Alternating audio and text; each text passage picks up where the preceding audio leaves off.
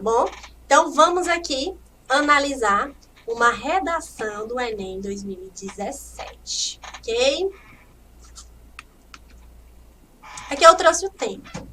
O tema do Enem 2017, eu não sei se vocês chegaram a fazer, mas quem fez esse Enem vai lembrar muito bem desse tema. Alguns acharam muito difícil, porque foi um tema realmente inesperado, porque eles especificaram bastante. Muitos estudantes criticaram, dizendo que a professora acharia que fosse mais interessante se ele falasse só do estudante da educação especial, mas não direcionar-se para os surdos no Brasil. Mas aí, vocês têm que ter a esperteza de saber analisar os textos motivadores, de conseguir, como é que eu posso dizer, de conseguir interpretar esse texto para conseguir desenvolver bem a redação. Porque a partir da análise do texto motivador é que você vai conseguir elaborar a sua tese. Tá? Vai ter um posicionamento, já vai pensar em como você vai desenvolver esse texto, como é que você vai fechar esse texto. Sempre antes de escrever, você tem que pensar nisso. Então, vamos analisar aqui essa proposta de redação do Enem 2017. No texto 1, no texto motivador 1, observe que aqui tem um trecho de uma lei. Aqui eu não consigo enxergar, mas está aqui na referência qual é a lei. Você observa aí direitinho de onde é que foi tirado. Sempre eles trazem só o fragmento, que obviamente não cabe o texto todo aqui. Vamos ver o que diz aqui no texto motivador 1, ó, capítulo 4 do direito à educação. Artigo 27. A educação constitui direito da pessoa com deficiência, assegurados sistemas educacional, inclusível em todos os níveis e aprendizado ao longo de toda a vida, de forma a alcançar o máximo desenvolvimento possível de seus talentos e habilidades físicas, sensoriais, intelectuais e sociais, segundo suas características, interesses e necessidades de aprendizagem. Parágrafo único. É dever do Estado, vou até grifar isso que é importante, é dever do Estado, da família, da comunidade escolar, da sociedade assegurar a educação de qualidade à pessoa com deficiência, colaborando a salvo com toda forma de violência, negligência e discriminação. Aí vem aqui a parte do artigo. Observe que aqui ele está falando sobre a pessoa com deficiência, tá? E aí a gente volta até aqui para o tema, para a frase temática, para a gente se situar melhor. Qual é o tema aqui? Ó? Desafios para a formação educacional de surdos no Brasil. Esse aqui é o tema. O tema do Enem, ele sempre vai trazer em forma de uma frase, tá? Justamente para você interpretar também esse tema, ok? Então, olha aí. No artigo 28 diz o seguinte: incumbe ao poder público assegurar, criar, desenvolver, implementar, incentivar, acompanhar e avaliar. Oferta de educação bilíngue, vou destacar aqui, oferta de educação bilíngue, em Libras como primeira língua e na modalidade escrita da língua portuguesa como segunda língua. Então, a Libras vai estar em primeira língua na oferta da disciplina e a língua portuguesa como segunda língua. Em seguida, oferta de ensino de Libras do sistema Braille e do uso de recursos de tecnologia assistiva de forma a ampliar habilidades funcionais dos estudantes, promovendo sua autonomia e participação. Ok, temos aqui uma lei que vai falar dos direitos da pessoa com deficiência, que ele vai destacar tanto o surdo como o deficiente visual, que ele fala aqui do sistema em Braille. O que vocês têm que fazer quando pega-se um texto motivador e precisa analisar para construir a sua redação? Primeiramente, você vai ter que analisar e associar ele de acordo com o tema. Novamente, qual é o tema? Desafios para a formação educacional de surdos no Brasil. Qual é a relação desse tema com esse primeiro texto motivador aqui? Primeiramente, ele está falando do direito. Está dizendo que é dever do Estado, primeiro ele fala dos deveres, é dever do Estado, da família, da comunidade escolar e da sociedade assegurar a educação de qualidade à pessoa com deficiência. Aí você já se pergunta, começando a construir sua tese. Isso acontece? O Estado, ele proporciona, juntamente com a família, com a comunidade, e ele assegura a qualidade da educação da pessoa com deficiência. Isso no nosso país acontece essa qualidade, aí você vai se posicionar. Se você acha que sim, você já pensa, por que que isso acontece? Se você acha que isso não acontece, você já vai pensando na justificativa. Por que que isso não acontece? Aí a gente vê, se é um trecho da lei, é ou não é obrigatoriedade? É obrigatoriedade. Então, se na sua opinião, por exemplo, você acha que não acontece, então aqui você já pode associar com uma crítica, tá certo? Que existe a lei, porém a lei não está sendo cumprida. Lembrando que eu não estou dizendo que você vai copiar o trecho dessa lei, colocar igual está aí no texto motivador e jogar para o seu texto. Eu não estou dizendo isso, estou falando uma questão de interpretação, de conseguir pegar as informações do texto motivador e construir as suas ideias para colocar na sua redação, tá certo? Então, observe que desse primeiro texto já dá para tirar várias ideias. Aqui a gente já está vendo a questão dos deveres, você vai analisar se o Estado, a família, a comunidade assegura ou não a qualidade à pessoa com deficiência, colocando essa forma de violência, negligência e discriminação. Aí você pensa, será que realmente eles defendem a pessoa com deficiência da discriminação? Isso pouco acontece ou isso muito acontece? Aqui no artigo 28 já está dizendo que é obrigatoriamente, incumbe a quem? Ao poder público assegurar. O poder público ele tem que assegurar, ele tem que criar, ele tem que desenvolver, implementar, incentivar, acompanhar e avaliar todo o processo. Aí eu jogo a pergunta para vocês. O poder público faz isso? Na sua opinião, o poder público cumpre com todas essas exigências? Se você acha que sim, você já vai tentando justificar. Se você acha que não, também tem que tentar justificar, tá?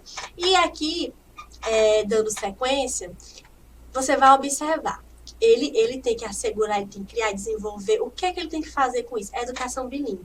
Existe a educação bilíngue nas escolas do Brasil, sejam elas particulares, sejam elas escolas públicas, sejam elas de ensino fundamental, sejam elas de ensino superior. Existe uma educação bilíngue? É só pensar. Na sua escola, tem aluno surdo? Você conhece algum aluno surdo que tinha o domínio da Libras, os seus professores que davam a aula para esse aluno surdo conseguiam dominar a Libras, você conhece a Libras. Esse aluno, ele usava a língua portuguesa como a segunda língua e a Libras como a primeira. Então, tudo isso você vai ter que analisar. Mesmo não conhecendo um surdo, mas você pode perceber, de acordo com o que a educação do Brasil oferece, né?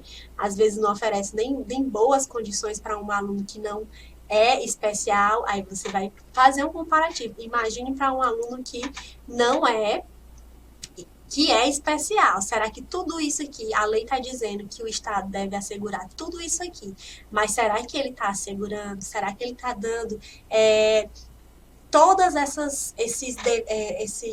cumprindo com todas essas obrigações da Libras como a primeira língua e o ensino de língua portuguesa como segundo para esses alunos? Então, é isso que você tem que analisar aqui nesse primeiro texto motivador. Em seguida, a gente vai encontrar aqui no texto 2 algumas informações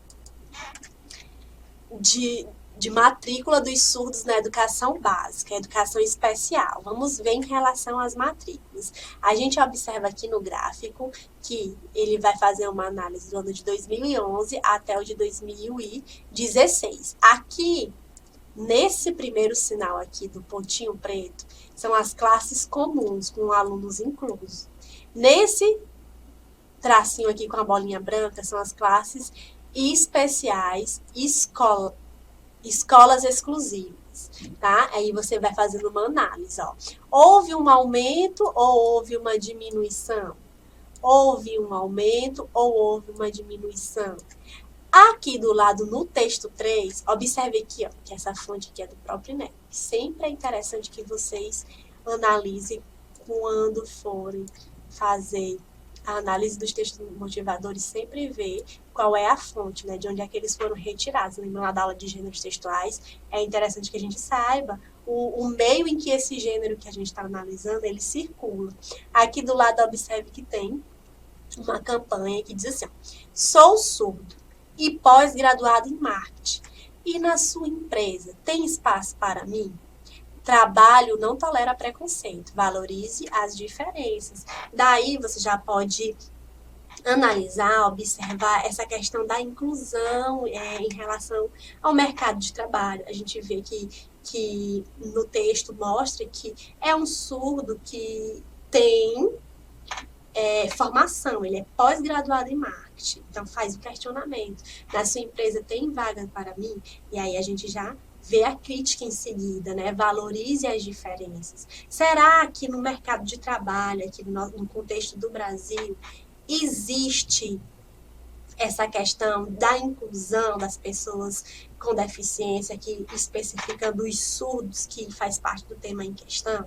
Aí você vai fazer uma análise também para construir a sua tese, ok? E por fim, aqui no texto 4, vamos analisar aqui, olha de onde foi tirado do www.brasil.gov, tá? Vamos analisar aqui esse fragmento de texto. No Brasil, os surdos só começaram a ter acesso à educação durante o Império, no governo de Dom Pedro II, que criou a primeira escola de educação de meninos surdos em 26 de setembro de 1857, na antiga capital do país, o Rio de Janeiro. Hoje, no lugar da escola funciona o Instituto Nacional de Educação de Surdo, INES, por isso a data foi escolhida como o Dia do Surdo. Então, aqui, nesse primeiro parágrafo, vocês podem observar que vai estar relatando um pouco da história, né, de como começou essa primeira escola dos surdos aqui no Brasil. E, em seguida, vocês observem que também vai citar um instituto muito importante, que é o Instituto INES, que foi o primeiro a estar acolhendo esses alunos com deficiência auditiva, tá ok?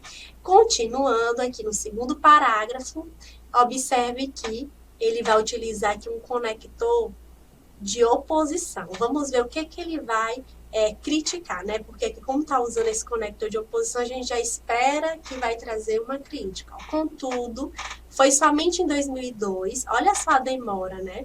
Aqui a gente estava falando do ano de 1857. Aqui já entra o ano de 2002.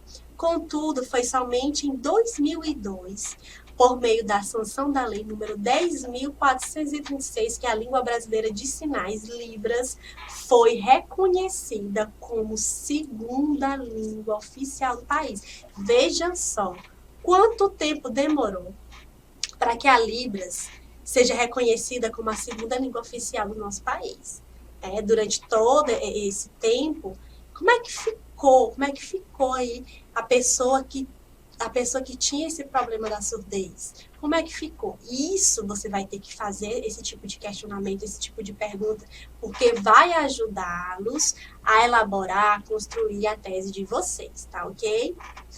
A legislação determinou também que devem ser garantidas por parte do poder público em geral e empresas concessionárias de serviços públicos formas institucionalizadas de apoiar o uso e difusão da Libras como meio de comunicação objetiva. Fica o questionamento.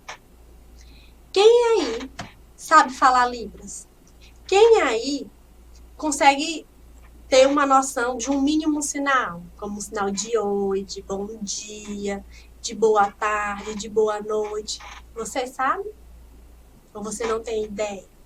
Então, observe, quando a gente começa a fazer uma relação com aquilo que faz parte da nossa convivência, a gente consegue encontrar os problemas. Se você é uma pessoa que nunca teve contato, que não tem ideia do que é a Libras, que não tem noção não tinha noção de que ela é a segunda língua oficial do país, a gente já vê que existe um problema de informação, existe um problema de tá divulgando a Libras como segunda língua, de você estar se preparando, fazendo cursos para poder também incluir esses alunos surdos. Então, tudo isso já vai fazendo parte da construção do seu texto, da sua tese. Por isso que é muito importante a análise cuidadosa desses textos motivadores.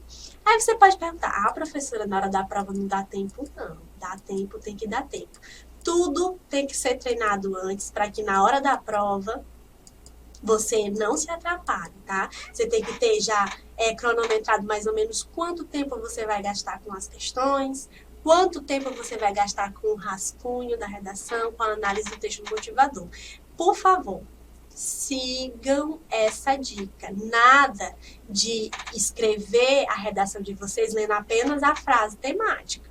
Não faça isso. Você vai ter que fazer a análise do texto motivador e, claro, você vai olhar a frase temática, vai fazer a análise do texto motivador, cada um desses textos, para que, a partir deles, você consiga fazer o seu projeto de texto. Isso é muito importante, porque você fazendo isso, não corre risco de você fugir do tema, não corre risco de você tangenciar o tema, porque também é outro fato gravíssimo que acontece com muitos estudantes, porque na hora que está fazendo ali a prova, tem a questão da pressa, aí diz, esses textos aqui são besteira, eu não vou analisá-los, eu vou só ler aqui a frase temática e pronto. Não faça isso, não é a dica que eu dou. Sempre analise cada um desses textos, porque eles vão ajudá-los a entender melhor o tema, tá ok?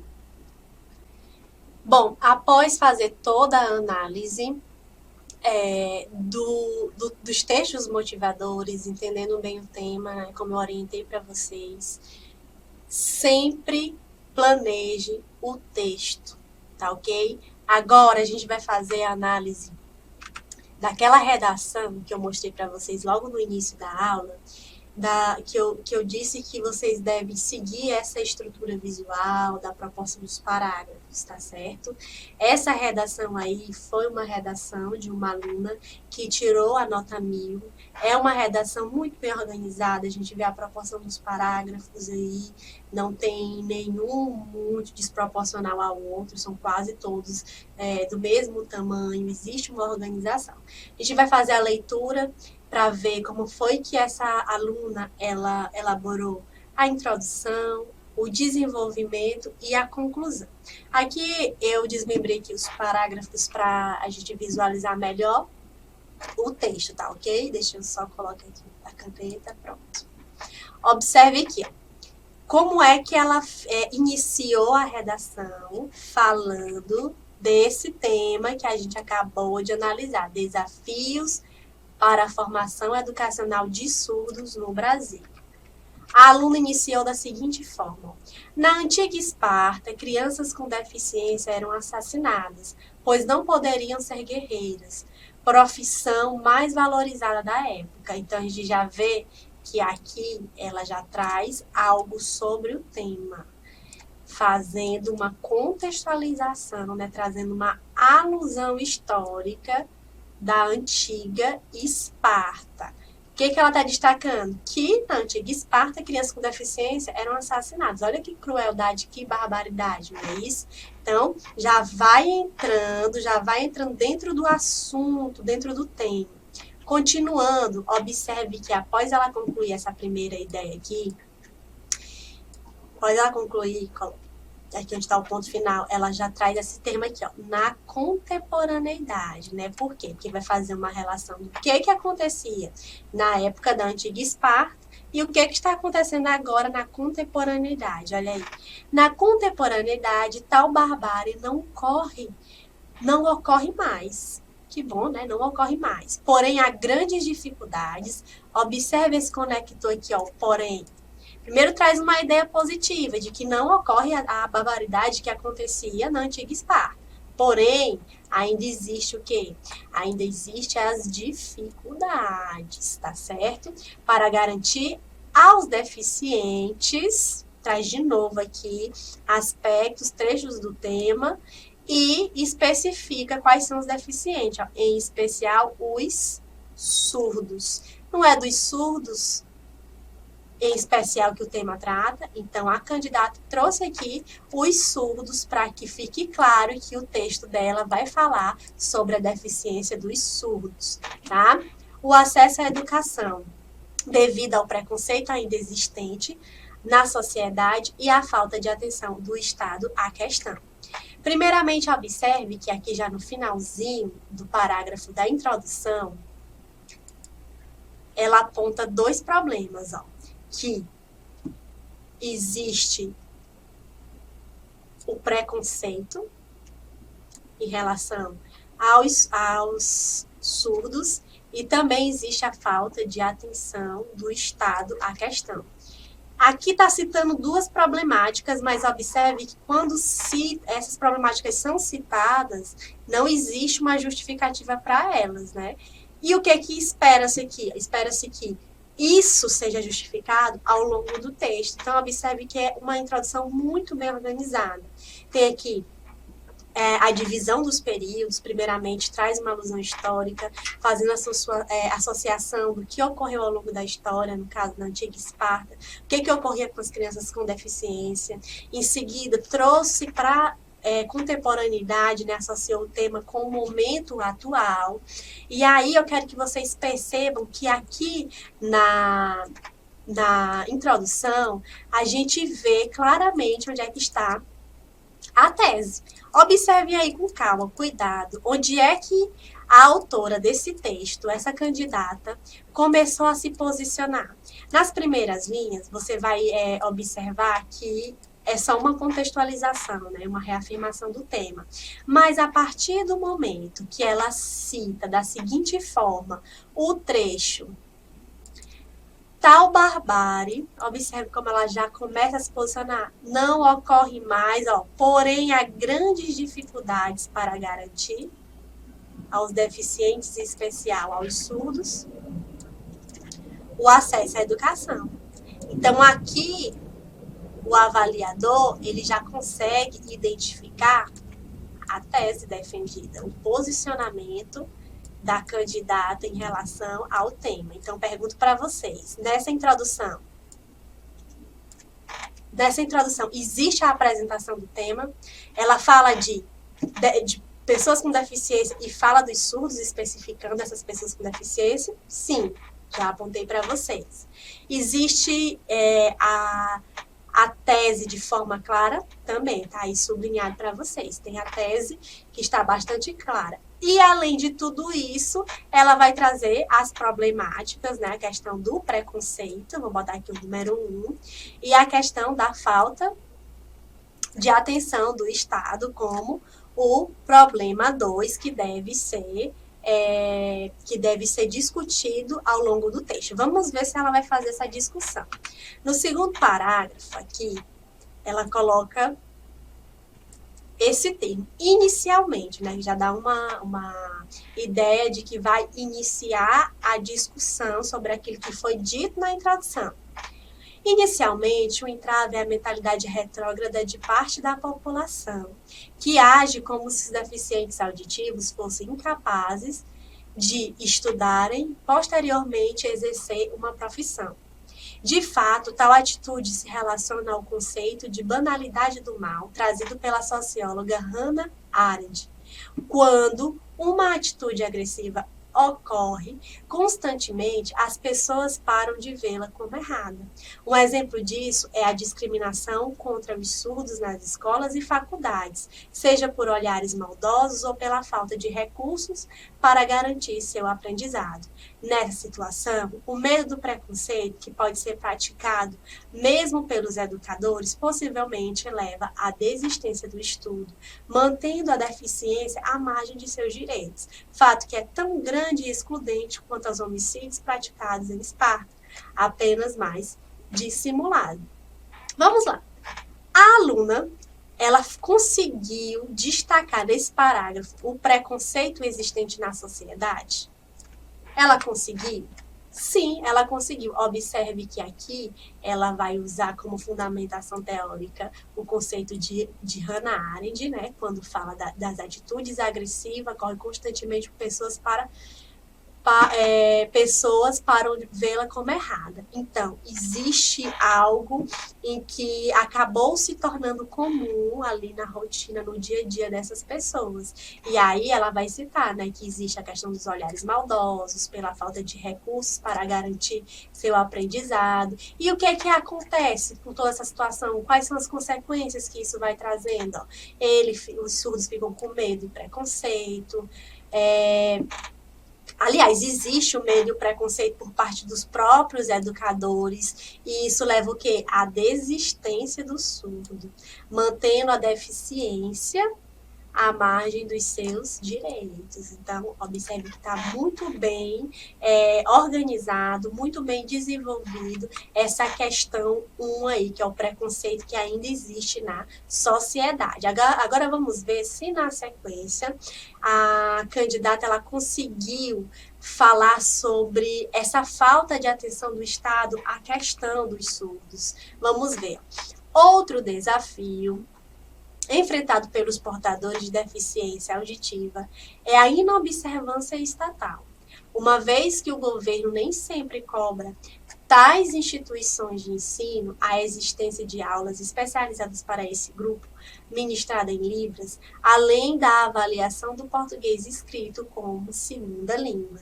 Observe aqui, ó, tem alguma coisa a ver com o Estado? Tem, ó, tá dizendo que existe a inobservância estatal e vai justificando, uma vez que o governo nem sempre cobra, olha o que o governo não faz, ele nem sempre cobra das instituições de ensino a existência de aulas especializadas para esse grupo, ministradas em Libras. Foi o que a gente analisou lá no texto motivador 1. Lembra que tinha lá a lei, que eu fiz o questionamento para vocês e perguntei, será que tem aula de Libras nas escolas, sejam elas públicas ou privadas? Será que o aluno surdo ele realmente consegue adquirir o direito que lhe é garantido por lei?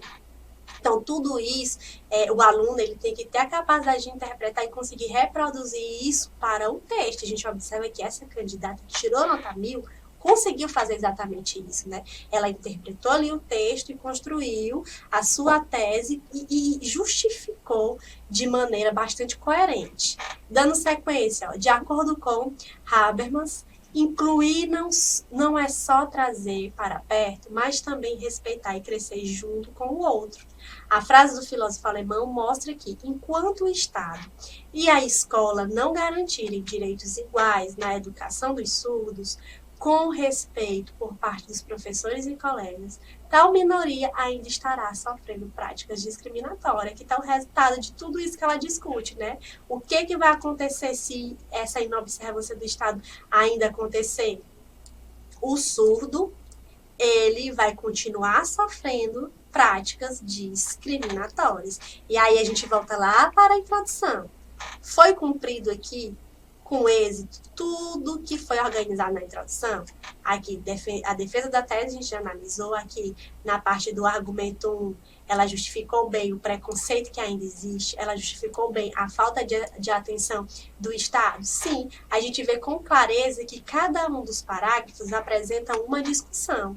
Aqui está falando sobre o preconceito ainda existente e aqui da questão estatal. Observe que para um parágrafo de desenvolvimento ele ser bem construído, bem elaborado, você não precisa estar colocando um monte de ideias nele, não.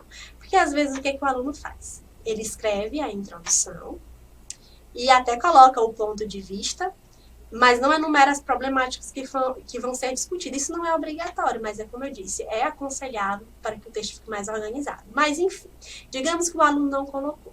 E aí ele vai defender a sua tese ao longo do texto, dividindo em 2 parágrafos. O primeiro de desenvolvimento e mais outro de desenvolvimento. 2 parágrafos de desenvolvimento. Gente, é o seguinte, qual é o problema que às vezes acontece? É que esse aluno, ele não planeja o texto antes e aí ele vai jogando informações, só exemplificando, ele não justifica esses exemplos, ou ele coloca um exemplo e logo em seguida já coloca uma citação, logo em seguida já coloca uma alusão histórica e aquilo não se conecta entre si, fica tudo muito confuso e isso vai trazer problemas ao projeto de texto. Por isso que é preciso pensar no que vai se defender em cada um dos parágrafos de desenvolvimento. Você não precisa, eu sei que às vezes o tema ele traz diversos problemas, mas você vai ter que saber selecionar quais são os problemas que você considera crucial, né? Os problemas cruciais, que você vai achar mais relevante para discutir dentro da sua redação. Por quê? Você tem que ter a consciência de que ali só vai ter 30 linhas para você dissertar. Não vai ter mais que isso. Então, é preciso selecionar bem aquilo que vai ser discutido dentro do seu texto. Tudo bem? E aí, para finalizar, vamos ver como foi que ela fechou a redação. Dê start para que as pessoas com deficiência na audição consigam um acesso pleno ao sistema educacional. É preciso que o Ministério da Educação, em parceria com as instituições de ensino, promova cursos de Libras para que professores, por meio de oficinas de especialização à noite, horário livre para a maioria dos profissionais, de maneira a garantir que as escolas e universidades possam ter turmas para surdos, facilitando o acesso desse grupo ao estudo. Em adição, então, aqui dá a primeira proposta de solução, aí vem outra proposta, né? Quando utiliza em adição, ou seja, vai somar mais outra proposta aí. Em adição, o Estado deve divulgar propagandas institucionais, ratificando a importância do respeito aos direitos auditivos, com postagens nas redes sociais, para que a discriminação dessa minoria seja reduzida, levando a maior inclusão. Observe aí esse fechamento. Será que essas propostas de intervenções que estão aí, porque ela apresenta 2, né? A primeira proposta é em que o agente vai ser o Ministério da Educação, a segunda proposta, o agente vai ser aqui o Estado, tá? Será que essas propostas, elas têm sentido de acordo com a discussão? A gente vê que tem, né? Que se encaixa. E aí a gente volta lá para aquela análise que eu fiz anteriormente, da estrutura aqui, do texto dissertativo argumentativo. A gente observa que é um texto que tem introdução, que anuncia o assunto, que traça o caminho de toda a redação, né? A gente consegue perceber que existe uma organização do que vai ser trabalhado no parágrafo 1 de desenvolvimento, no parágrafo 2, como é que foi feito esse fechamento, isso aqui no desenvolvimento. Na conclusão, a gente percebe também que tem a proposta de intervenção na conclusão, já disse que não é obrigatória, mas é interessante que tenha ocorrido no final, porque deixa o texto bem mais organizado, o modelo padrão pede para seguir dessa forma, tudo bem? Então, espero que vocês tenham entendido aqui essa primeira parte, tá certo?